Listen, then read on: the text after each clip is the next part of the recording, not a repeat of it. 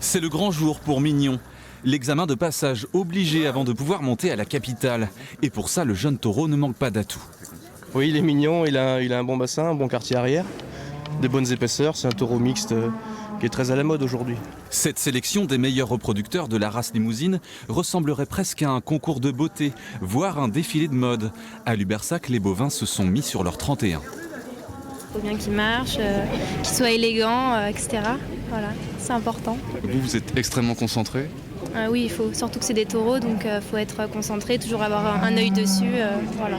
C'est les préliminaires, là. Il faut être au top aujourd'hui pour pouvoir participer au salon. Mais c'est déjà 6 mois ou une année de préparation derrière. Ça ne se fait pas comme ça. 13 ans que Lubersac sert d'antichambre au salon de l'agriculture pour la race limousine. Des retombées économiques importantes à attendre pour les lauréats.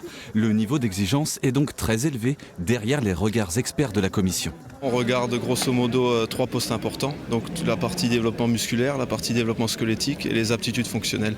Et il faut conjuguer les 3 pour que les bêtes soient les plus complètes possibles. La section qui est en cours de jugement là, est assez relevée, donc le travail est plutôt important. Ouais.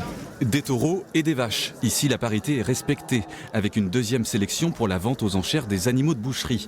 Pour voir Paris dans quelques semaines, les éleveurs n'attendent plus qu'une bonne note du jury, qui se prononçait dans la soirée, en espérant qu'il ne soit pas trop vache.